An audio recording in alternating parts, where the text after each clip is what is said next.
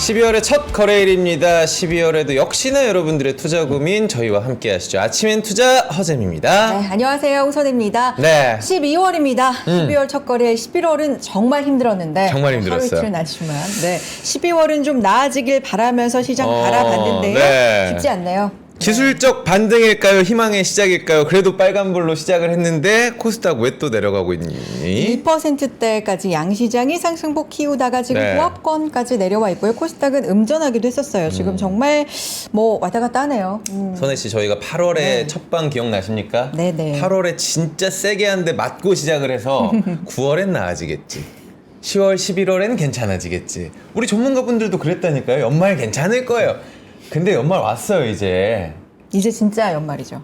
마지막 한 달 남았습니다. 이제 진짜 여러분들 투자 전략 연말 우리 따뜻하게 지내야 되는데 어떻게 해야 될지 해법을 찾아보도록 하겠습니다. 이럴 네. 때 좀 슈퍼맨이 와서 우리에게 좀 해법을 알려줬으면 좋겠어요. 산타도 왔으면 좋겠네요. 산타도 왔으면 좋겠고 뭔가 루돌프도 좀 같이 오고 도움의 다 왔으면 손길, 좋겠는데. 오늘의 도움의 네. 손길 이혁진 차장님을 불러보도록 하겠습니다. 나와주시죠, 차장님. 네. 아, 예, 나와주시죠. 안녕하십니까. 네. 네. 도움의 손길로 마무리가 되겠네요. 그러니까 봉사의 아, 정신이든 예. 아, 네네. 아니면 뭐 해결사든 예, 일단 예. 저에게 필요한 건 도움이거든요. 네. 네.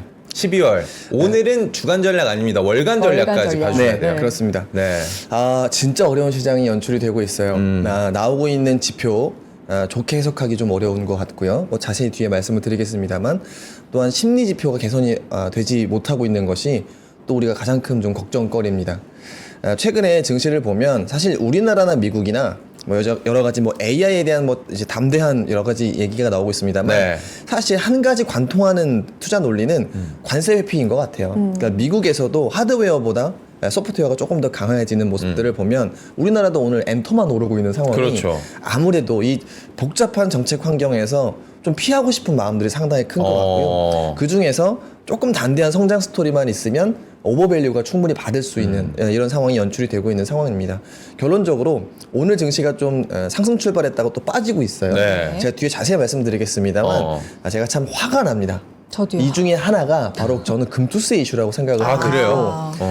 또한 그 오늘 본회의 2시에 본회의가 예정되어 있습니다. 네. 거기에서 제발 저는 의결이 났으면 좋겠습니다. 아, 오늘 안 나면은 뭔가 정말 힘들어지는 상황인가요? 법정 기한은 사실 오늘까지고요. 하지만 이 법을 참 법을 제정하는 곳인데 과거 한 2년 동안 법을 지킨 적은 없습니다. 계속 유예가 되면서 네. 최소 10일에서 15일 정도는 이제 유예가 됐었고 문제는 올해만큼은 유예가 되지 않기를 정말 간절히 바라는 이유는 자, 금투세라고 하는 것이 미리 어떤 정책이 제정이 되어야 개인 투자자들이 대응을 합니다. 네. 그런데 지금 12월이에요. 아직까지 지금 계류가 돼 있다라고 하는 것도 아이러니이거니와 이것을 2일이 아니라 15일, 20일까지 끌고 나간다는 것은 우리 자산 시장을 굉장히 흔들 수 있는 네. 상황입니다. 제가 뭐 뒤에 말씀드리겠습니다만 이렇게 생각을 합니다. 주식 시장이 살아야 사실 나라가 삽니다. 예, 어떤 자산 가격이 올랐을 때 경제에 순작용을 하는 것은 근데 뭐 거긴 여러 가지 의미가 있어요. 기업이 살아야 맞습니다. 뭐 되는 거니까. 네. 자본시장, 그러니까 이제 금융 시스템이라고 하는 것이 대만은 물론 부채, 네. 채권 시장이긴 합니다만 기업이 자금 조달을 하고 투자자들이 자산을 불리고 하는 것에 미국이 잘 보여주고 있지 않습니까? 그렇죠. 부동산이 아니라 주식 시장을 장기적으로 부양을 시키면 네. 어떻게 가계 소비가 안정적으로 운영되는지 미국이 잘 보여줬다고 생각을 합니다. 근데 지금 지금 우리나라의 투자자들의 상황 최근에 보면 리플이 3배 올랐어요. 지금 그 얘기 하고 계세요. 지금이라도 들어가야 된다고 얘기하고 계세요. 아, 정말. 저 자고 일어났는데 20% 가까이 올라 있더라고요. 야, 진짜. 예. 사실상 국경이 없는 자산이지 않습니까? 그렇죠. 자, 이 말을 제가 왜 말씀드리냐면, 자, 지금 우리의 투자 자산이라고 하는 것에는 국경이 점점 사라지고 있습니다. 해외 투자하기 너무 쉬워졌고요. 맞아요. 비트코인이라든지 암호화폐하기 너무 좋아졌습니다. 그러면 우리 정책적으로 해야 될 것은 굳이 외국으로 나가지 않아도 되게끔 우리 시장에서 주식 시장에 대한 인센티브를 올리는 수밖에 없는데, 자, 이것을 가지고 여러 가지 어떤 뭐 이슈가 있겠습니다만 네. 고민하시는 부분도 많겠죠. 하지만 자, 이번만큼은 오늘 2시 해결해 주시면은 감사하겠다 아, 말씀을 그러면 먼저 좀 우리는 좀 말씀드리겠습니다. 희망을 또 가질 수 있게 되겠다라는 예, 이야기 예. 해주셨습니다. 급반등 나올 수도 있습니다. 아, 좋습니다. 네. 네, 기대해 보도록 하겠습니다. 주시 한번 주목해 보도록 하고요. 오늘 주간 전략이자 월간 전략이 맞습니다. 되겠습니다. 정말 너무너무 힘든 한 해를 보냈기 때문에 네. 연말은 좀 괜찮을지. 근데 뭐 사실 좋은 이슈는 없어 보여요. 네, 맞아요. 좋은 이슈는 없어 보여서 네. 어떻게 좀 대응을 해봐야 되는지 이야기를 좀 나눠보겠습니다. 시작해 볼까요? 오늘 저희 VVIP들의 주식 컨설턴트 담당하시는 이혁진 차장님과 네. 주간 전략, 월간 전략 세워볼 테니까 여러분의 의견 계속해서 활발하게 좀 남겨주시고요. 11월 마지막 주 흐름 어땠는지 좀 보겠습니다. 네. 사장님. 네, 네. 시작하겠습니다. 네. 잠시 보시면서 이제 말씀드리겠습니다. 저는 이제 연말에 시장을 관통하는 한 가지 단어는 바로 정책이라고 생각을 합니다. 사실 지난주에 우리 시장이 좀 불안했었던 것들, 그리고 환율도 좀 튀는 것이 역시나 정책이었다고 생각을 하고요. 그래서 이번에는 연말 12월에는 정책을 중심으로 시장을 풀어가면 좋겠다라고 말씀을 드리고, 투자자들의 선택은 결국에는 무풍지대, 안전지대 찾기에 나설 것이다 라고 말씀을 드립니다. 자, 이번 주 해석을 해보면 첫 번째로 국내 정책에서는 아까 이제 국회 말씀을 드렸습니다만 네. 한국은행에 대한 금리 인하, 여기에 대해서도 부정적인 해석이 있었습니다. 자, 우리나라 경기가 어떻길래 서프라이즈 금리 인하가 단행이 된 것인가에 네. 대한 부분들이요.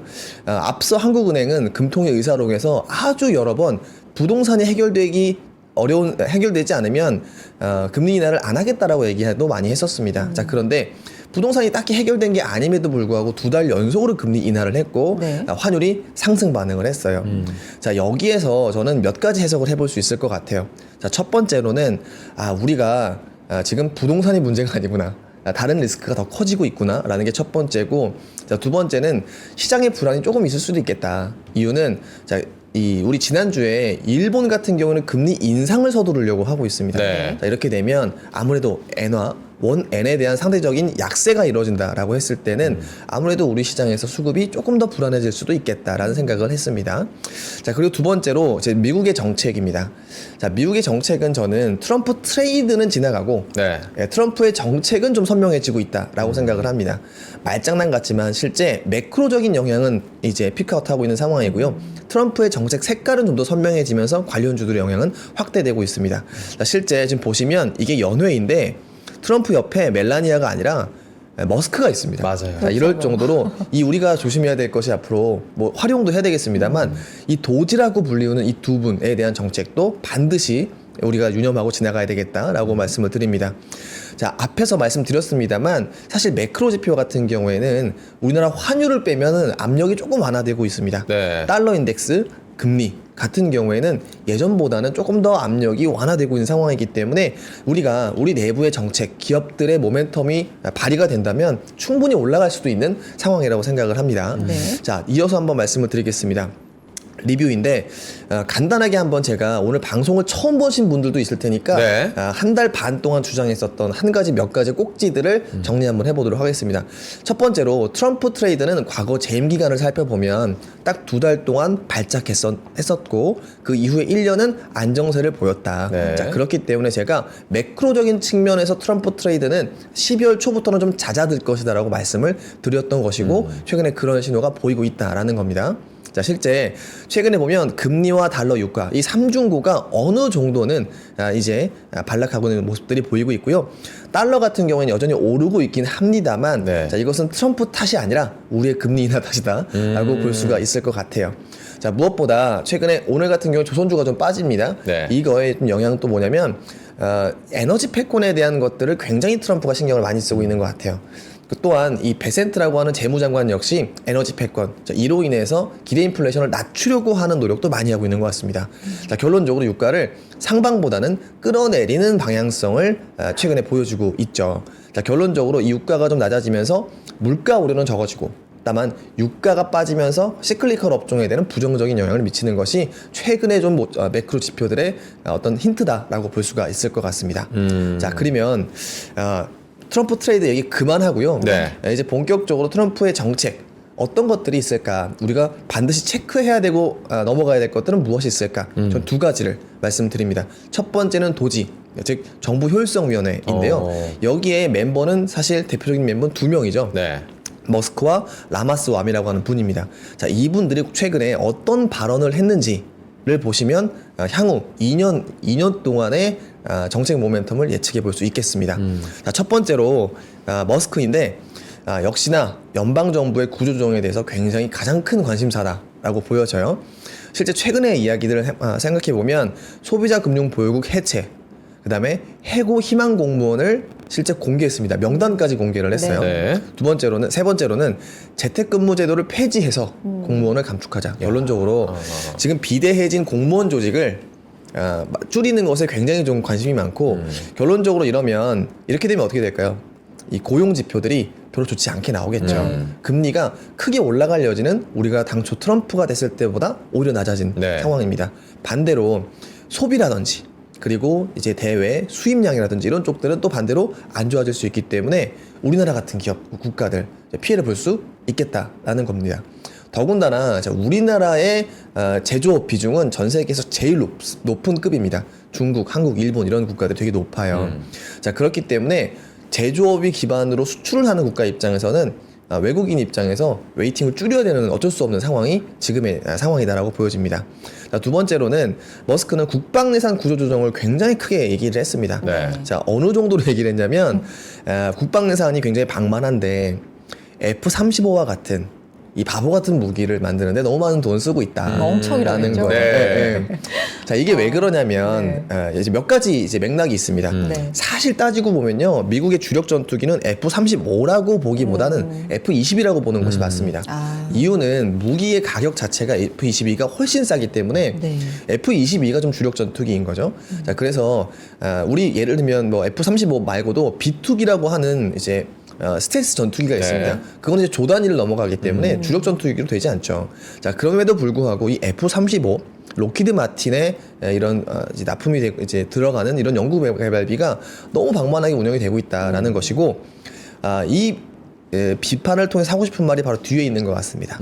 자, 미래전은 맞아. 사람이 들어가지 않는 이 드론. 무인기 전쟁인데 네. 왜 이렇게 바보 멍청이 같은 거를 개발하고 있냐라는 거예요. 네. 그래서 실제 아마도 이 국방에 대한 투자의 볼륨도 볼륨이지만 방향이 AI라든지 아니면은 무인전, 뭐 드론, 뭐 이런 부분들로 아무래도 이제 무기 체계 변경이 예고된다라고 볼 수가 있을 것 같습니다. 자, 그 다음이 머스크의 어떤 유명세 때문에 살짝 뒤에 가 있는 분인데 바로 이 라마스와미라고 하는 분입니다. 네. 사실 일전에 많이 설명은 드렸습니다만 이분은 리오반트라고 하는 바이오텍 투자사의 파운더예요. 자, 그런데 이분이 맨 처음에 공격한 것이 무엇이냐면 바로 반도체 보조금입니다. 그래서 사실 지난주에 반도체 업종이 좀 부진했었던 것도 이런 부분들이에요. 네. 자, 근데 여기서 지적한 게 정확하게 무엇이냐면 지금 반도체 보조금은 바이든 정부에서 쓸 수 있습니다. 자, 그런데 최근에 바이든 정부가 임기 내에 지급을 하기 위해서 너무 서두르는데, 자, 이런 것들이 검토도 없이 진행이 되고 있다라는 것을 강하게 비판을 한 것이죠. 네. 자, 그렇기 때문에 반도체 업종에 최근에 필라델피아 반도체 지수를 막론하고 반도체 밸류체인이 별로 좋지 않습니다. 자, 그 다음에 바이오 산업에 대해서 혁신을 주장한 분이 바로 이분입니다. 자, 무엇은 얘기를 했냐면 네. 이 FDA의 불필요한 장벽을 비판했습니다. 무슨 얘기냐면 이 바로 뒤인데 표준 승인 임상이 원래 2개의 단계를 필요로 합니다. 그 다음에 이제 약효를 본격적으로 3상에서 이제 확인을 받아야 되는 건데 이거 한 단계로 줄이자라는 거예요. 그러니까 FDA의 지금의 방식이 너무 지나치게 보수적이고 그러다 보니까 새로 개발하고자 하는 의약품의 개발 속도가 늦춰진다라는 거예요. 결론적으로는 이것을 빨리 진행을 해서 이제 향후에 부작용을 좀 관리하는 방향으로 넘어가자. 정말 이제 미국식 DNA 방식인 거죠. 그래서 그런 부분을 주장하고 있기 때문에 향후 요 연방정부 구조조정, 그다음에 국방예산의 구조조정, 그리고 산업보조금과 바이오산업 요 4가지 꼭지에 대해서 우리는 도지 모멘텀을 한번 관심 있게 볼 필요가 있겠다라고 생각을 해봅니다. 네. 자, 두 번째로는 재무부예요. 사실상 미국의 지갑을 다 쥐고 있는 분이기 때문에 자, 이분의 정책 기조가 상당히 중요합니다. 자, 그런데 저는 이분의 모멘텀 더하기 사실 CPI의 향후 방향성 이 두 가지로 미국의 금리가 그렇게 많이 못 올라갈 거다라고 주장을 하고 있는 것이죠. 자, 실제 이분의 정책부터 한번 보겠습니다. 네. 333 정책을 맨하튼 컨퍼런스에서 밝혔고 네. 이 컨퍼런스에서 한 얘기는 사실상 트럼프에 대한 조언이었습니다. 네. 자, 그렇기 때문에 이 부분이 중요한데 첫 번째 3%는 실질 성장률 달성 3%를 네. 이룩하자라는 얘기예요. 자, 이 부분이 어느 정도냐면 지난 분기 미국의 실질 성장률은 2.8% 정도였습니다. 네. 어쨌든 지금보다 더 높은 경제 성장률이 필요하다. 자, 그러면 어떻게 할까? 바로 은행 규제 완화 등을 이제 시사를 했습니다. 또 두 번째로는 재정 적자 비율 관리를 하자라는 거예요. 오히려 지금 트럼프가 맨 처음 됐을 때는 재정 적자 늘어나는 것 아닌가? 라고 했는데 실제로는 그 목표치를 정하는 재무장관의 목표치가 지금보다 더 낮다라는 얘기예요. 자, 4~5%에서 3%로 가자는 얘기인 거죠. 지금이 오히려 한 7% 육박하지 않아요? 맞아요. 근데 평균적으로는 4~5%고 네. 지금은 더 줄일 수 줄이겠다라는 있는- 거죠. 어. 그래서 제가 이 네. 맥락이 너무 말씀 잘 주셨는데 그래서 이 두 개가 저는 하나로 보인다는 겁니다. 아. 도지와 이 베센트가 하는 방향성이 결론적으로는 같아요. 정부의 지출 줄이겠다라는 거예요. 네. 맨 처음에는 비효율을 이제 줄이겠다라는 거고 또 하나, 그러니까 우리가 좀 걱정하는 부분들 지원금으로 왜 정부의 돈을 써서 이제 리쇼어링을 유도하냐? 네. 그게 아니라 관세를 높이면 알아서 들어온다. 아. 이 부분이에요. 이러니까 돈을 지불해야 되는 주체가 미국 정부가 아니라 다른 나라들이 돼버리는 거죠. 자, 그런 부분들이 바로 이런 제조업 기반, 특히나 우리나라 같은 국가들이 좀 아주 피해를 보고 있다라는 생각입니다. 돈을 쓰지 않고도 똑같은 효과 혹은 네. 더 나은 효과를 맞아요. 할 수가 있겠네요. 왜 그러느냐라는 거. 네. 트럼프의 세계관은 아니 왜 정부의 돈을 주느냐. 관세를 높이면 우리 시장이 가장 큰 소비 시장인데 알아서 들어오겠지. 그래서 다만 뭐 이제 마지막 설명 한 단에 네. 말씀드리겠습니다. 마지막은 원유 증산이에요. 아까 제가 말씀드렸던 유가의 하방 압력을 높이는 것들, 이런 것들이 이제 에너지 패권, 그리고 이것이 300만 배럴 원유 증산의 전략으로 나타날 것이고, 네. 결론적으로는 이제 금리를 끌어내리는 상황도 연출이 될 수 있을 것 같습니다. 그래서 이런 정책들이 있는데, 자, 그러면 최근에 CPI 가지고 제가 연초 11월 이제 다음 해 1, 2, 3월은 안정세를 보일 것이다라고 주장을 하고 있습니다. 이유는 뭐냐면 사실 CPI의 전년 대비 증가율은 기저 효과가 다예요. 이게 지금 물론 이코노미스트 분들께서는 여러 가지 분석을 하겠습니다. 하지만 투자자가 알아야 될 것은 전년도 비슷한 시기에 몇 퍼센트의 성장률을 보였느냐가 가장 큽니다. 자, 실제 한번 제가 증거를 보여드리죠. 여기 CPI인데 헤드라인입니다. 22년 6월이 제일 높았어요. 네. 그런데 지금 보시면 가장 많이 빠지는 구간이 바로 2023년 6월까지 구간이 제일 많이 빠지죠. 기저가 높으면 이제 바로 이제 많이 빠지는 폭도 큰 겁니다. 자, 그런데 최근에 보면 여기 이 부분이시죠? 올라가잖아요. 이유는 여기 기저가 낮기 때문입니다.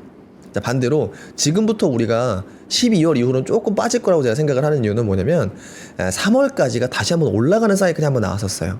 이거의 전년 대비 증가율이 반영이 되는 것이 1, 2, 3월이 될 겁니다. 자, 그래서 2%대 중후반 정도가 한번 기대가 되지 않나라고 생각을 하고 있고요. 네. 자, 그러면 더 이상 물가에 대한 걱정을 하기보다는 경제 성장, 그다음에 뭐 이제 개별 기업들의 실적 이런 것들을 조금 더 본다라고 생각을 하고 있습니다.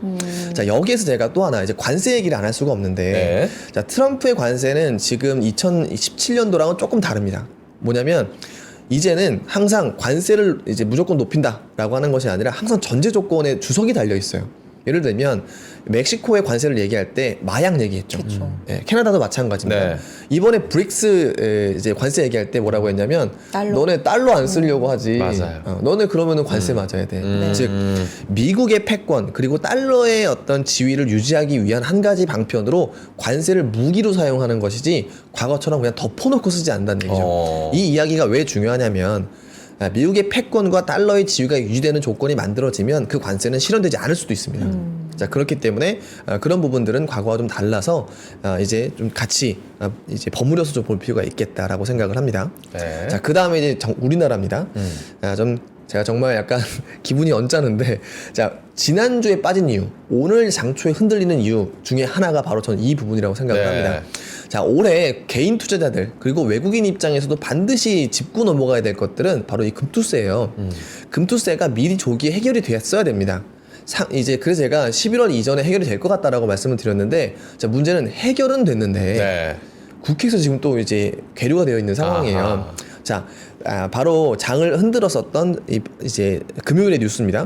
뭐냐면 가상자산 과세 갈등으로 기재위 조세소위 여기에서 좀 해야 되는데 이게 네. 지연이 됐다라는 거예요. 이러면은 이번에 본회의에서 의결도 못 하는 거 아니야? 상정이 안 됐으면 못 하는 거잖아요. 네. 부의가 안 돼 있으면. 자, 그런데 마감 후에 금투세를 포함한 부수 법안이 35건이 지정이 됐다. 즉 이제 안건을 올리긴 성공을 한 겁니다. 네. 그게 거의 4시에서 5시 사이에 나왔었어요. 자, 그래서 오늘 장 초반에 좋았었어요. 근데 문제는 지정이 됐는데 이 예산안 삭감 때문에 더군다나 아까 제가 말씀드렸던 대왕고래에 대한 이런 예산이 거의 뭐 전액 삭감이 되다시피 네. 했습니다. 그래서 안 오늘 주는- 네. 한국가스공사 급락이 그런 배경이기도 한데 네. 이런 것 때문에 다시 한번 지금 여야가 네. 정쟁을 하고 있는 거죠. 자, 그래서 원래 기한대로라면 오늘 2시에 의결을 해 주십시오. 부탁드립니다. 자, 그런데 23년과 22년 생각을 해보면 여기 밑에 써놨는데요. 제가 23년에는 12월 21일 날 됐고 22년에는 12월 24일 날 의결이 됐습니다. 네. 거의 뭘까요?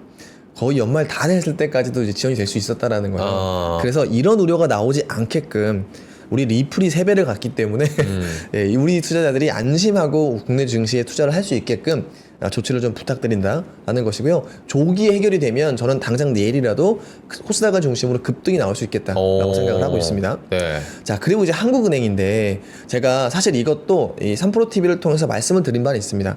한국은행이 지금 부동산 얘기를 자꾸 합니다만 실제로는 리스크 관리가 부동산보다 훨씬 중요하다. 네. 그래서 3가지 지표를 말씀드렸어요. 첫 번째가 소비자 물가 지수인데 이미 이거는요 관리가 아니라 그냥 알아서 떨어지는 그림으로 나오고 있습니다. 물론 여기에는 주택 이제 거주비 이런 것들이 좀 빠져 있긴 합니다. 네. 하지만 어쨌든 하느니 보는 시선에서는 물가 지수는 이미 관리가 되고 있고요. 두 번째는 GDP 분기 성장률이 엄청나게 빠지고 있는 상황이기 때문에 이거는 오히려 하느니 경기 부양을 해야 되는 상황이었습니다. 네. 자, 근데 문제는 하느니 그래도 약간 아니야 괜찮을 수도 있어 라고 하는 것은 바로 이 수출이었습니다. 네. 수출이 바로 이제 호조 구간이었었는데 제가 이 전망 지수가 꺾이면서 하느는 금리를 내릴 것이다라고 말씀을 드렸던 배경인 거죠. 자, 그런데 여기에서 지금 하느의 금리 2번째 연속 인하가 사람들을 좀 불안하게 하고 있는 그렇죠. 것이죠. 자, 그리고 저는 이거 두 개는 우리가 뭐 지표를 확인할 수 있는 것이고요. 네. 수출이 그러면 앞으로 어떻게 될 것인가 이게 그래서 더 중요한 지표들이 될 겁니다. 그게 바로 이 뒤에 있는데 자, 우리나라 수출이 11월 지표가 발표가 됐습니다. 네. 자, 11월 지표가 발표가 됐는데 자, 문제는 제가 여기다가 근심이 좀 쌓이고 있는 것 같아요. 네. 자, 실제 전체 수출 증가율은 1.4% 정도 되는데 문제는 6월 13.5, 9월 7.1, 11월 1.4. 야, 너무 이게 좀 전월비로 크게. 쭉 빠지고 있는 게 그러니까요. 보이네. 네. 누가 봐도 보이는 네. 상황인 거잖아요. 자, 그런데 여기서 누가 이거를 좀 주도하고 있는가? 뭐 일단은 제일 걱정인 건 반도체인 거죠. 네. 6월 50일, 9월 37, 11월 30일까지 이 플러스 성장임에도 불구하고 그러니까. 굉장히 좀 불안한 성장이 이어지는 네. 상황인 거예요. 내년도에는 뭐 다르지 않겠죠. 그래서 자, 우리나라의 이제 실물 경기 한은의 가장 핵심 정책이라고 근거라고 할 수 있는 이런 수출이 불안한 성장을 좀 이어가고 있다. 자, 그래서 단순히 제가 뭐 좋지 않다라고 하는 것만 가지고 이제 방송을 하면 안 됩니다. 네. 그래서 업종별로 어떤 모습을 보여주는지 디테일도 좀 말씀을 드리겠습니다. 반도체는 아까 말씀드렸다시피 성장률이 조금 우하향하고 있는 상황이기 때문에 좋게 표면적으로 지표가 나왔습니다만 해석을 해보면 그리 좋지는 않다라고 볼 수가 있을 것 같고요. 또한 여기에 다른 디스플레이나 무선 통신 기기처럼 이런 하드웨어의 수출이 좋지 않기 때문에 강하게 어떤 드라이브를 걸 수 있을 만한 배경은 사실 AI 서버밖에 없는 거죠. 네. 자, 그 다음이 이 자동차입니다. 제가 AI가 이렇게 AI 같아요. 요즘에 바보라네. 이런 AI 시대가 돼버렸습니다. 제가 뭐라고 했는데 반응했나요? 문제가 되고 있습니다. 어. 알겠습니다. 자, 자동차인데 자동차가 진짜 좋았었거든요. 수출이요. 계속 플러스 성장이었습니다. 자, 그런데 파업에 폭설에 이런 것들 때문에 모두 겹치면서 역성장이 나왔었고요. 네. 부품도 좋지 않았습니다. 제가 자율주행 테마를 좀 조심하라고 말씀을 드립니다. 자, 왜냐하면 우리나라의 자율주행 밸류체인은 사실상 뭐죠? 현대차의 공급사예요. 그런데 현대차는 지금 관세 우려로 주가가 빠지고 있는데 자율주행 테마라고 현대차 밸류체인이 올라간다라는 거는 좀 이상한 그렇죠. 얘기인 거죠. 네. 자, 그래서 테슬라의 자율주행 테마를 타시려면 그냥 테슬라를 사시는 게 낫고 우리나라에서는 그 이제 변동성도 낮고 성공 가능성도 낮다라는 생각입니다. 어쨌든 이제 걱정하는 와중에 파업이나 폭설이 되면 이제 같이 맞물리면서 좋지 않았었다라는 것이고 네. 여러 가지 지표 중에서 오히려 하이브리드카 같은 경우에는 오히려 플러스 2자릿수 이상 성장을 하면서 어허. 하이브리드카 밸류체는 좋을 수 있겠다라고 생각이 듭니다. 자, 그 다음이 오늘 조선인데 조선이 빠지고 있습니다만 사실 지금 수주 물량이 22년도 물량이 반영이 되면서 선가가 올라가면서 지금 70% 성장이 나온 상황이에요. 네. 뭐 이 내용은 다시 말씀드리겠습니다만 이게 그런 게 있습니다. 물량도 중요한데 그만큼 모든 수출에는 가격이 되게 중요합니다. 근데 지금의 가격은 성과가 상당히 올라가기 본격적으로 시작했었던 22년도 물량을 반영을 하는 것이고 이러한 기조라면 내년도에도 23년도 물량이 반영이 되면서 성장이 나올 가능성이 높다라는 거죠. 그래서 지금 정세가 불안하고 유가가 이제 왔다 갔다 하기 때문에 이럴 때는 신고가 매매보다는 빠지면 오히려 좀 비중 있게 비중을 늘리는 이런 전략을 하시는 것이 좋을 것 같다라는 거고요. 네. 자, 그 다음에 좀 또 걱정되는 게 석유화학이에요. 최근에 뭐 롯데케미칼 얘기도 있고 맞아요. 너무너무 안 좋은데 네. 정말 안 좋은데 더 안 좋은 이슈가 있어요. 어떤 게 있죠?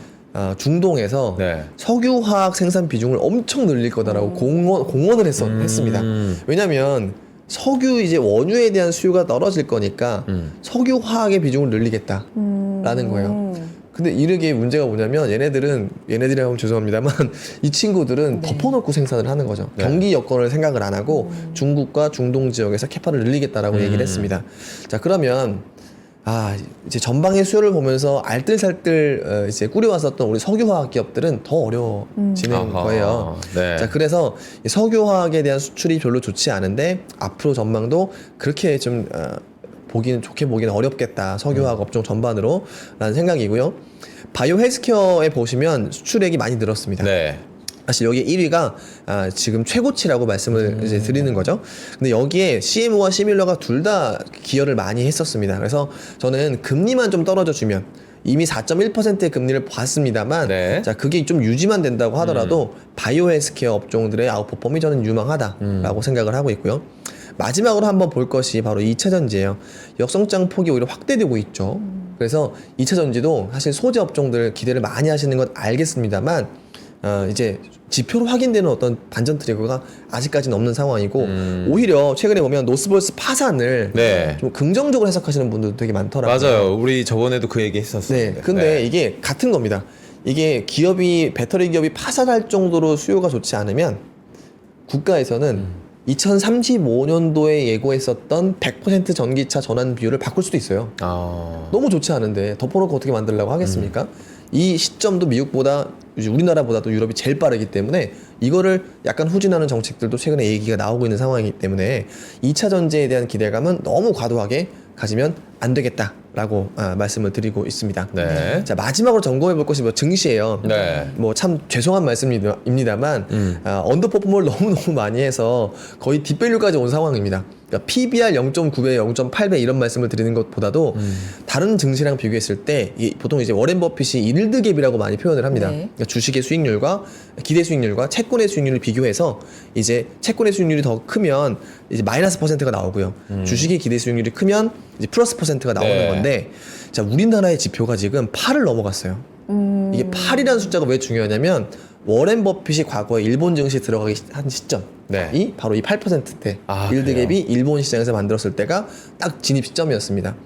물론 우리도 일본처럼 이제 대반등을 노려야 되는데 아직까지는 우리가 산적한 숙제들이 되게 많죠. 어쨌든 간에 지수의 하단은 어느 정도는 만들어졌고 외국인들이 이제 주식을 조금의 트리거만 우리가 만들어준다 스스로 하면 살만한 준비도 돼 있는 정도까지 주가가 빠져 있다라고 보여져요.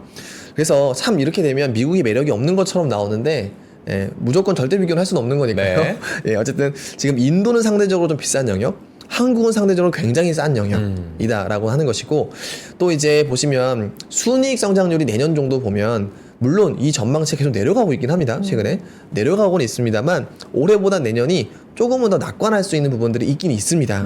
그래서 이런 부분들을 감안해서 플레이를 하면 좋을 것 같은데 여기에서도 사실 한번 보시면 중공업, 그 다음에 헬스케어 이런 것들이 상당히 좋고요. 에너지 화학 같은 경우에 컨센이 상당히 높은데 잘 모르겠습니다.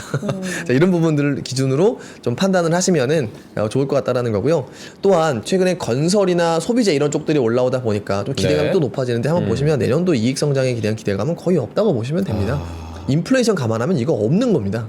자, 그래서 이런 것들을 이제 같이 버무려서 보시면은 좋을 것 같다라는 것이고요.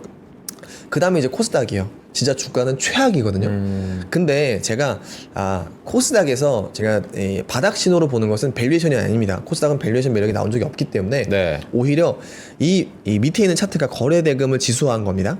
거래량에 그 당시 코스닥 150 가격을 기준으로 지수화한 거예요. 자, 그런데 지금 보시면 거의 바닥권이에요. 예, 거의 바닥권까지 온 건 맞습니다. 지수 같은 경우에도 거의 바닥권에 온 것이 맞아요. 그런데 해결이 돼야 되는 숙제가 제가 말씀드리는 것은 첫 번째가 미국의 금리가 좀 내려주면 좋겠다. 해결이 됐어요. 그래서 대반등 시도는 하고는 있는 것 같아요. 문제는 가장 예민한 게 금투세예요. 이 금투세가 해결이 되면 저는 바로 다음 날부터 세게 오를 가능성이 상당히 높다. 그것도 1% 이렇게 오르는 게 아니라 많이 오를 가능성이 높다라고 하는 것이 다른 지표들이 상당히 바닥권에 있기 때문이다. 라는 거예요. 그래서 코스닥은 투자 매력을 내부적으로는 이미 좀 갖추고 있는데 외부적으로 좀 기름이 부어지기를 기다리고 있는 시점이다 라고 생각을 합니다. 우리가 일기예장표를 보니까 진짜 뭐 상대적으로 굉장히 매력적이고 네. 가격도 좋다라고 저는 보여지거든요. 근데 왜 외국인이 니네 가격 싼 거 알아. 근데 사진 않을 거야. 약간 이런 느낌? 네, 이유가 맞아요. 있어요? 가장 대표적으로 우리나라가 제조업 비중이 진짜 높습니다. 네. 그러니까 GDP 전체에서 그리고 또 수출 비중이 제일 높아요. 근데 제조업 수출이라고 하면 지금 트럼프 정부에서 제일 피해 구도인 거죠. 네. 그래서 기계적으로 좀 파는 모습들이 있고 두 번째로는 지수 최상위 종목이 삼성전자입니다. 근데 삼성전자의 어닝 모멘텀이 되게 좋지 않아요. 그리고 모든 외국인들은 저는 이렇게 생각을 합니다. AI에 대해서 이미 밸류체인 공부가 끝났습니다. 네. 그래서 이 삼성전자의 AI 수혜 유불리가 너무 분명하게 나오고 있는 것이죠. 그러니까 수혜가 그게 못 받는 걸 떠나서 피해까지 받고 있는 상황이에요. 그러니까 기계적으로 팔아야 될 지수 상위 종목의 이제 수급들이 많거죠. 자, 그래서 월간으로 지금 4조 원씩 계속 외국인 유출이 되고 있거든요. 네. 제가 그래서 많이 말씀드렸던 게 인덱스가 이렇게 4조 원씩 쭉쭉 빠져나가면 다른 종목들도 같이 팔리게 됩니다. 이 팔리는 것들을 누가 받아줘야 되는데 뭐 연기금은 최근에 사고 있습니다만 개인 투자자들이 제일 중요합니다.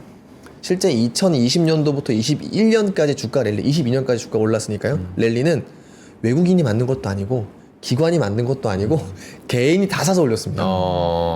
자, 그렇기 때문에 이 개인들을 다시 증시 안으로 들어오게끔 해야 된다라는 거고 네. 그 임팩트가 굉장히 생각보다 클 겁니다. 왜냐? 그분들 테슬라로 몇 배를 먹었고요. 엔비디아를 몇 배를 먹었고 암호화폐로 몇 배 먹었던 분들입니다.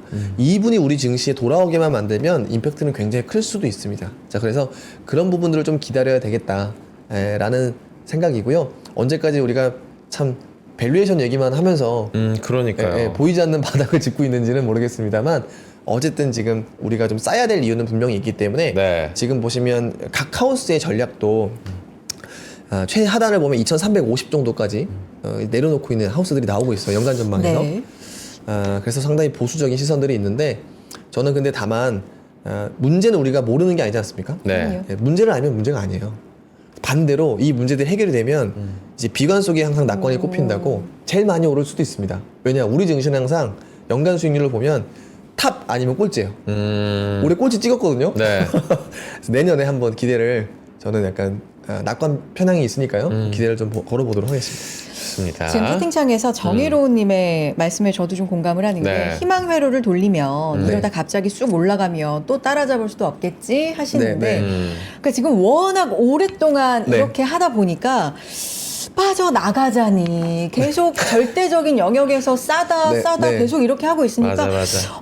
갈 것 같은데 네, 그리고 네. 지금까지 손실이 있는데 더 넣기도 그렇고 네. 빠져나가기도 그렇고 진짜 뭘 어떻게 해야 될지 네. 상당히 어려운 구간은 맞는 것 같아요. 맞습니다. 네. 그래서 결론적으로는 우리가 이제 대전제가 필요할 것 같아요. 네. 내년 25년도 투자를 해야 되니까 첫 번째, 경기 좋을까요? 미국은 좋을 수 있겠습니다. 우리나라는 그닥 기대할 게 없습니다. 맞아요. 좀 냉정한 소리지만 수출 성장률이 원래 컨센은 어느 정도였냐면 7%에서 3%라고 말씀드렸습니다. 그러니까 많이 깎이는 거예요. 그런데 최근에 이제 언론 보도에서 내년도 전망치가 나오는 거 보면 1%대가 등장을 했어요. 수출액이 성장률이 7% 성장하다가 1% 성장하는 거면 이제 이게 정말 큰일인 거죠. 그러니까 이 탑라인의 기대는 별로 없어요. 그런데 제가 기대를 하는 것은 뭐냐면 저는 최근에 독일도 그렇고 중국도 그렇고 경기 부양에 나서고 있거든요. 자, 그래서 미국 외의 지역에서 경기 부양 기조가 굉장히 세질 수 있겠다. 금리도 더 많이 내리고 그 다음에 경기 부양도 많이 하는 이런 모습들이 보일 수 있기 때문에 미국의 자산에 대해서 경기가 좋아서 오르는 주식시장은 아니지만 유동성과 경기 부양 기조 그리고 거기에 어떤 그 당시에 좀 강한 테마 이런 것들이 일어나는 좀 종목장 이게 좀 합리적인 추정이지 않을까. 그래서 증시 바닥이라고 해도 제가 지수 베팅이라고 말하기는 좀 어려울 것 같고요. 그 속에서 강한 종목들은 내년도에 우리가 생각하는 것보다 훨씬 셀 수 있다. 이렇게 좀 오히려 이제 이런 전략을 좀 추천을 드립니다. 진짜 우리 시장 가지고 제가 이런 표현 쓰니까 너무 마음이 아프지만 네. 왜 우리 그런 얘기 있잖아요. 싼 게 네. 비지떡이라고. 그러니까 우리 시장이 너무 의심스러운 네, 맞아요. 거죠. 전 세계에서 어. 이 비지떡 취급을 네. 그러니까. 받는다. 그러니까 네. 미래의 성장을 다 이제 따지고 들어오는 거겠지만 참 어렵습니다. 진짜 맞아요. 네. 미국 투자는 되게 쉬워요. 그러니까요. 제가 미국 컨설턴트나 애널리스트를 보면 참 부러워합니다. 네. 왜냐하면 미국은 그냥 이론적으로 아주 심플하게 하면 자 성장률 실질 성장률 아까 베센트가 3% 한다고 했잖아요. 네. 자, 그럼 3%는 오를 거 아니에요. 그렇죠. 기본적으로 인플레이션 2에서 3%. 네. 그러면은 6% 정도는 오를 거 아니에요? 단순하게 예, 정말 단순 그냥 계산을 계산만 하자라고 했을 때. 하면 네. 자 그러면 여기 끝나는 게 아니라 미국은 자사주 매입 소가가 계속해요. 그게 많을 때는 이제 1%에서 2% 이상도 되는 거죠. 주주에 대해서. 자 그러면 우리가 기대할 수 있는 그냥 아주 그냥 어바웃하게 미국에서는 그냥 뭐 가져가면 5에서 7, 8%는 지수 수익률이 나오겠지. 그럼 그 안에서 대장주들 얼마나 나올까요? 제가 너무 감명 깊게 본 게 지금 이제 위즈덤 칼리지 지금 3%. 네, 맞습니다. 네. 사실 제가 톱니 팬이거든요.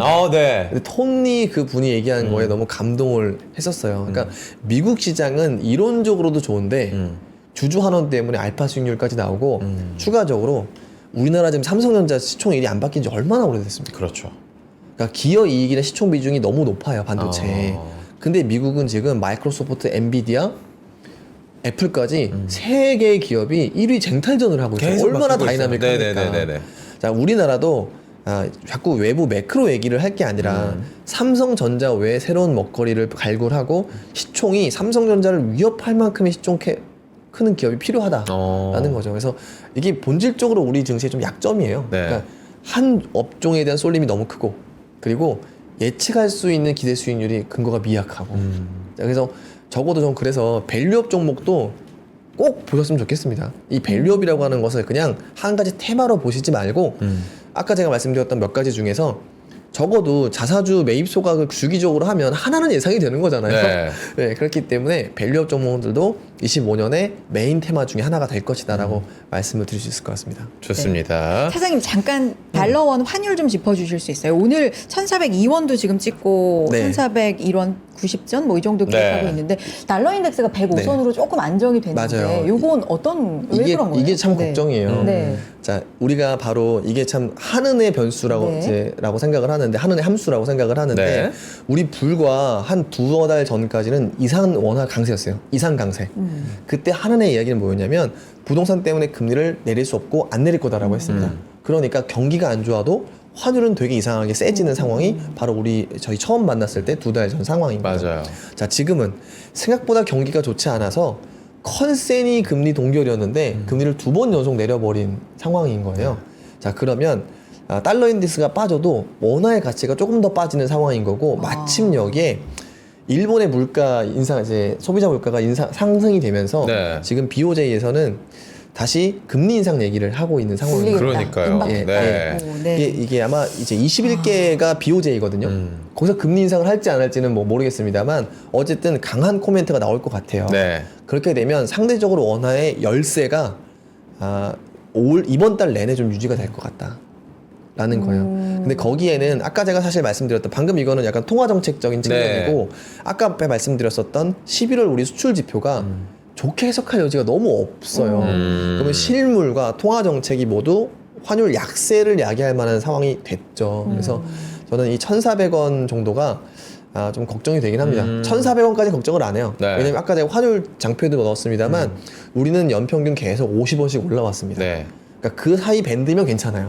근데 이게 1,450원으로 튀기 시작하면 좀 걱정이 될 수밖에. 그럼 말씀하신 아까 이제 뭐 엔캐리 트레이드라든지 그렇죠. 이런 게 다시 또 물밑으로 올라올 수 있는 거죠. 물 위로. 이번 주부터 약간 또 엔캐리에 대한 이야기들도 맞아요. 나오기도 하고 좀 네. 걱정이 되는데 일단 많은 분들이 또 궁금해하시는 그러면 국내 업앤다운부터 네. 우리가 좀 예, 살펴보도록 하겠습니다. 네. 한국은행이 깜짝 금리 인하 방금도 말씀하셨지만 이게 우리 시장에 어떤 영향을 줬을까요? 네, 전 좋다라고 생각을 하고요. 오늘 환율 시장이 그걸 잘 보여주고 있다라는 생각입니다. 그 하느니 걱정을 하는 것은 부동산도 부동산인데요. 지금 아까 제가 말씀드렸다시피 지금 우리나라 경기가 더 큰 문제입니다. 그러니까 사실 부동산 담보대출은 문제가 안 돼요. 우리나라는 자영업 대출이 부실화된 게 너무 많기 때문에 이거 금리를 내려서 대응은 할 것 같다라는 네. 거고요. 어쨌든 내년도에 앞에 말씀드렸던 것처럼 지금 단기적으로 걱정해야 될 거는 환율. 두 번째로 내년에 경기 방향성은 수출과 소비 별로 좋지 않다라는 걸 바탕으로 우리 정말 비사이로 막가 전략을 해야 되는 상황입니다. 자, 그래서 제가 오늘은 해외 업앤다운과 국내 업종 업데이트를 순서로 말씀을 드리겠습니다. 네, 좋습니다. 장표 한번 보겠습니다. 네, 지금 해외 리뷰 한번 보시면 해외에서도 반도체에 대한 것들은 관세 리스크가 계속 나오고 있잖아요. 뭐 중국에 대해서 이제 제재하는 것도 있다 보니까 반도체 업종 엔비디아나 마이크론 같은 경우에는 수익률이 그닥이에요. 자, 그런데 반대로 애플이나 아마존 이런 쪽들은 최근에 팔란티어 말고도 상당히 좋은 상황이다라는 좋네요. 거고요. 이거는 우리나라에서도 네이버 카카오 주가가 굉장히 좋아요. 그래서 AI에 대해서 상대적으로 AI 진영 내에서 관세 리스크가 없는 지역으로의 이동이 제가 봤을 때는 최근에 글로벌 주가 수익률의 어떤 본질이지 않을까라고 생각을 합니다. 또 하나는 제가 최근에 소비에 되게 아이러니한 반응들이 나오고 있다, 지표들이. 자, 그런데 여기에서 제가 한 가지 확실해 보이는 거는 네. 미국과 미국 외 지역의 소비 모멘텀이 완전히 다른 것 같습니다. 그래서 미국 외 지역의 소비라고 볼 수 있는 어떤 로레알이라든지 우리나라 화장품 업종들 이런 것들이 주가 수익률이 계속해서 좋지 않은 상황이에요. 더군다나 여기에서 소비 경기뿐만 아니라 유행에서 뒤처지면 휴고보스 보이시나요? 네. 이렇게 완전 박살이 나는 겁니다. 마이너스 20 가까이 되네요. 그래서 지금은 소비에서는 정말 유행을 보셔야 됩니다. 소비 레벨로 어떤 판단을 할 수는 없습니다. 왜냐하면 우리나라는 미국 외 지역이고 미국 외 지역의 소비는 안 좋을 겁니다. 자, 그래서 지금은 트렌드를 중심으로 보셔야 되는데 그래서 제가 이번 우리는 뭐 뉴진스 리스크도 있고 하지만 네. 엔터가 지금 트렌드에 가장 적합한 업종이다라고 말씀을 드릴 수도 있을 것 같고요. 자, 그리고 이 미디어 업종 전체 진영에서 이제 그 일본에서는 소니나 이런 닌텐도의 주가들을 좀 봐야 되는데 닌텐도 주가가 또 7.4% 지난주에 올랐어요. 그래서 관세 리스크가 좀 자유롭고 트렌드에 예민한 종목들 이런 종목들이 글로벌리로도 상당히 좋은 상황이다 라고 볼 수가 있을 것 같습니다. 자, 여기에서 제가 세 가지 업종 말씀을 드리려고 합니다. 조선이 이제까지 진짜 좋았다가 오늘 좀 빠지고 있는 상황이에요. 네. 자, 그래서 제가 빠지면 주식은 오히려 비중 확대다. 신고가를 기록할 만한 외부 환경은 안 되기 때문에 빠지면 비중 확대를 할 수 있는 이제 논리에 대해서 하나 말씀을 드리도록 하겠습니다. 자, 위에는 제가 업황에 대해서 트레이드 윈드라고 하는 기사를 내온 거고요. 네. 이거보다 중요한 건 바로 밑에예요. 연도별로, 여기가 연도별입니다. 그 수주 시점이 언제 배들이 실적이 반영되는지인 네. 거예요. 24년도의 배들은요, 22년도에 이제 반영되는 선박들이 많았었던 거죠. 자, 그런데 우리가 다가올 25년도에는 23년도의 배의 비중이 절반 이상씩 차지하게 됩니다. 네. 이게 중요한 점은 21년도 선가는 130이었고요. 24년도까지 오면서 189까지 올라갔습니다. 자, 그래서 이 성과가 올라오면서 이제 수주를 받았었던 이제 배들이 실적이 잡히면 그냥 좋아질 수밖에 없는 상황인데 24년에는 23년도 배들이 실적이 반영이 될 것이고 수출 지표라든지 이런 쪽도 상당히 좋을 것입니다. 자, 그런데 여기에서는 수주와 실적 간의 공방전은 충분히 있을 수 있습니다. 왜냐하면 내년도에는 수주 전체 볼륨은 줄어들 수도 있어요. 예, 그래서 이런 부분들 때문에 실적과 수주 사이에서 핑퐁 하면서 이제 밴드 상승을 할 거라고 저는 생각을 하고 있기 때문에 빠지면 이제 비중 확대, 오르면은 수익 실현 이렇게 좀 25년도의 전략을 생각을 해볼 수 있을 것 같습니다. 네. 두 번째가 엔터예요. 이게 말도 많고 탈도 많은데 저의 메인 아이디어는 역시나 공연이에요. 네. 최근에 JYP가 실적도 좋고 영업이익률 다른 경쟁사 대비 2배이기 때문에 제가 이게 JYP를 맨 먼저 말씀 못 드렸습니다만 지금 지난주부터는 JYP가 대장으로 보입니다라고 말씀을 드렸어요. 네. 정정했죠. 자, 그런데 여기에 역시나 JYP도 스트레이트키즈가 지금 이제 메인 스타디움 같은 데에다가 공연을 하는데 전부 매진이 나오고 맞아요. 있는 상황이에요. 네. 그리고 이제 매출 지역이나 이런 것들이 다 미국과 이제 유럽입니다. 자, 그렇기 때문에 JYP가 사실 원래 주전 선수가 다른 데였잖아요. 트와이스. 트와이스. 트와이스 그쵸. 있었죠. 트와이스의 초동 판매는 좋지 않아요. 네, 그러니까 한 50만 장 팔다가 한 40만 장 이렇게 팔고 있는 상황이기 때문에 제가 봤을 때는 트와이스보다도 오히려 남자 아이돌 스트레이키즈의 모멘텀이 실적 모멘텀 더해서 제일 좋은 것 같다라는 것이고, 자, 이런 부분들 때문에 저는 25년도 역시나 지금 뭐 여러 가지 노이즈가 있는 하이브와 그리고 앞으로 기대할 모멘텀이 있는 블랙핑크 모두 그냥 다 같이 좋다라고 생각을 하고 있습니다. 여기서 대장을 누가 될 것이냐, 하이브의 노이즈가 빨리 끝났으면 좋겠습니다. 네.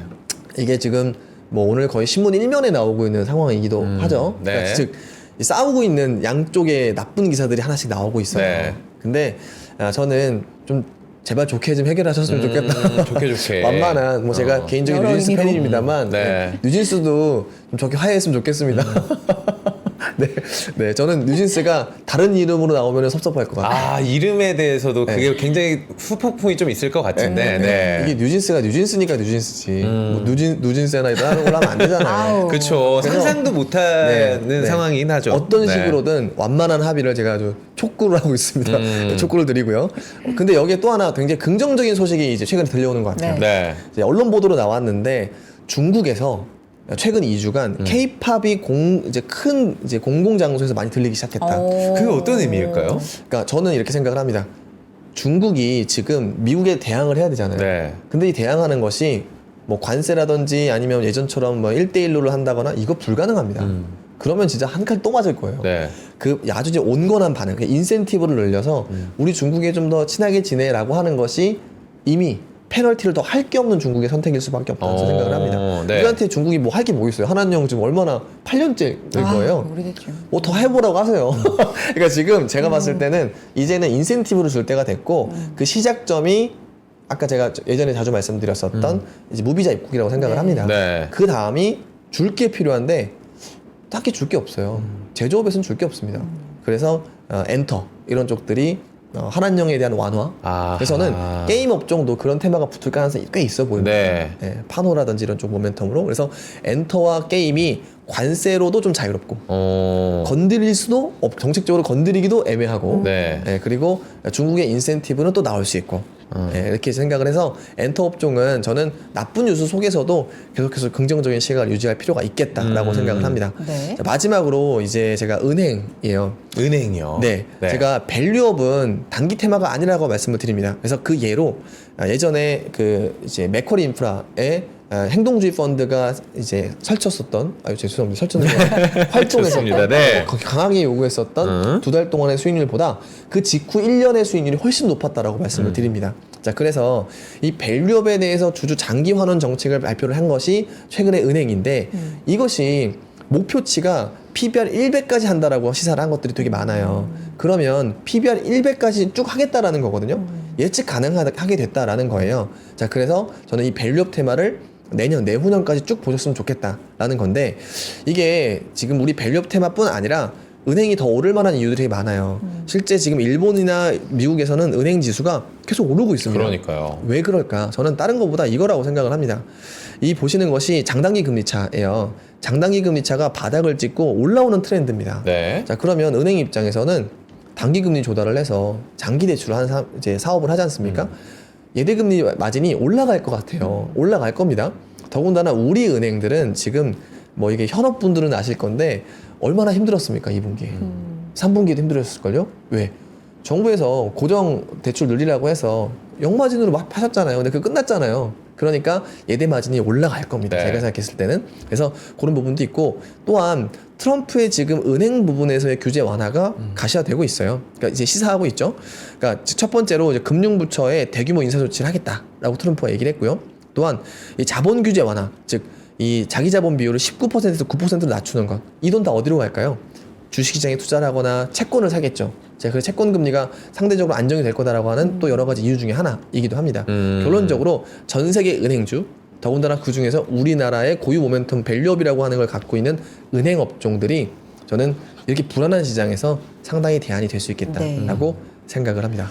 근데 말씀드리고 싶은 게 이제 여쭤보고 싶은 게 네. 네. 이 밸류업이라는 게 물론 장기라는 얘기가 네. 많이 나왔죠. 일본판 밸류업도 사실은 굉장히 오랫동안 준비를 예. 해서 이제 실행을 해서 맞아요. 지수에 이게 반영이 됐다. 네. 뭐 이런 건 이해가 됩니다만 은행 같은 경우도 밸류업만이 아니라 뭐 예대 마진의 어떤 네. 개선이라든지 네. 이런 실적 면에서도 예. 같이 기대감이 있으니까 가는 거지. 뭐 예를 맞습니다. 들면 모비스 지난주에 1조 자사주 매입 네. 얘기했는데도 주가는 아, 내려가고 그렇죠. 이런 걸 보면 일단은 좀 잘 벌어야 된다. 네. 네네. 그리고 밸류업은 맞아요. 플러스 알파다 뭐 이런 생각도 들거든요. 아, 당연히 그렇습니다. 네. 그래서 저는 이제 몇 가지 이 말씀을 드리는데 첫 번째로 은행이라고 하는 곳은 제일 중요한 것이 담보의 가치예요.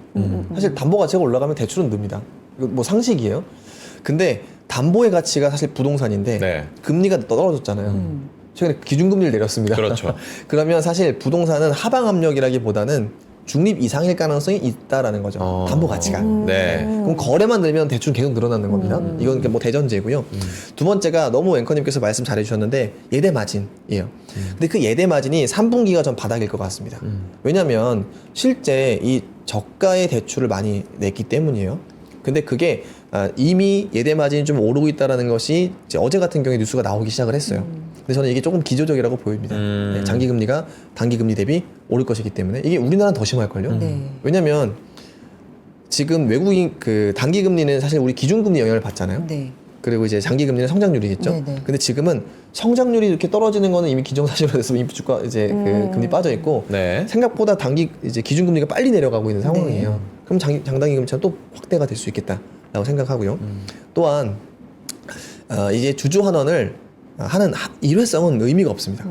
예, 지금 삼성전자도 10조 원 자사주 매입, 7조 원, 3조 원 소각을 하고 있는데 네. 삼성전자보다 삼성생명이나 삼성화재 반응이 더 좋아요.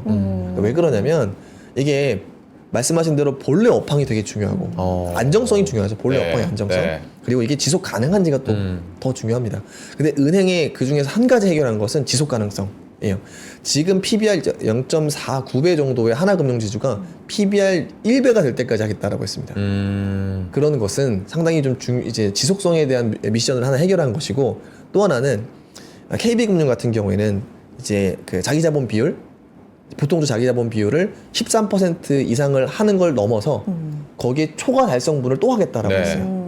그렇기 때문에 주주 환원에서 안정성과 추가 주주 환원에 대한 기대감도 상당히 높였다라고 저는 나름의 평가를 하고 있는 상황입니다. 저희가 오늘 연말 거의 뭐 특집 느낌으로 네. 이혁진 차장님이 월간의 어떤 투자 전략 이야기를 하고 있다 보니까 시간이 시간도 모자라고 예. 광고도 못 듣고 왔거든요. 잠깐 광고 보고 마지막 질문 저희가 던져드리도록 하겠습니다.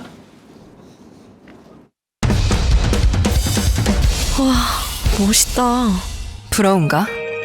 기본기 연습과 스트로크 훈련에 1532시간을 투자해 갖게 된 리듬이다. 나의 드럼도 나의 자산도 투자로 키운다. 나는 투자한다. 나는 성장한다. NH투자증권. 멋있다. 부러운가?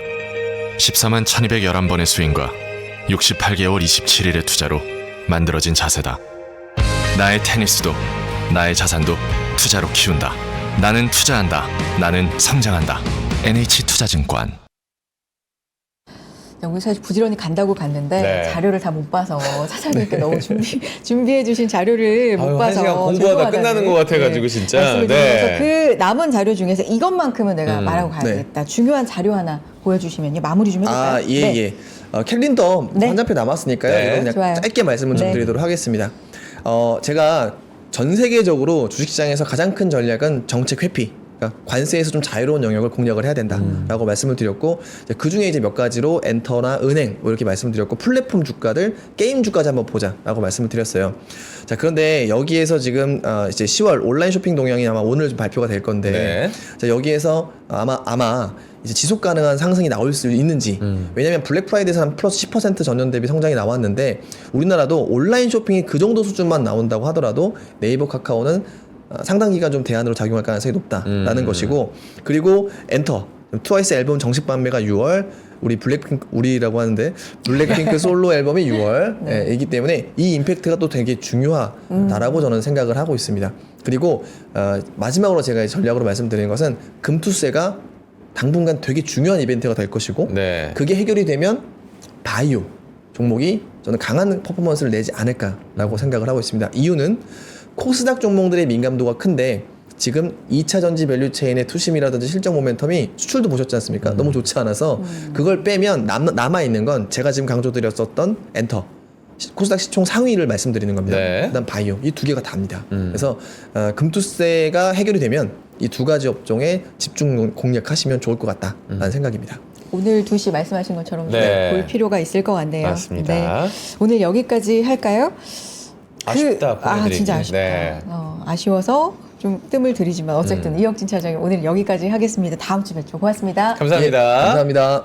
다음 주에 또 월요일날 그러니까요. 나와서 네. 저희가 또 궁금한 거 다 물어봐 드리도록 하겠습니다. 여러분들. 지금 달러원 환율이 아까 말씀드렸지만 1,402원까지 오늘 좀 큰 폭으로 치솟았었는데 그렇네요. 1,400원대까지 조금 안정을 찾으니까 지수도 좀 영향을 받고 있는 상황입니다. 코스피, 코스닥 둘 네. 다 지금 올라가는 모습 보여주고 있고 코스닥은 아까 떨어지는 모습이었는데 지금 0.45% 올라가고 있는 모습 보여주고 있습니다. 맞아요. 오늘 12월의 첫 거래일 좀 힘차게 좋은 모습으로 네. 마무리했으면 좋겠네요. 내일 또 인사드릴 텐데요. 내일 화려한 이슈 배틀. 네, 화요일이니까 제대로 싸움 한번 붙여드리도록 네, 하겠습니다. 인사드리겠습니다. 내일 뵙죠. 고맙습니다. 감사합니다.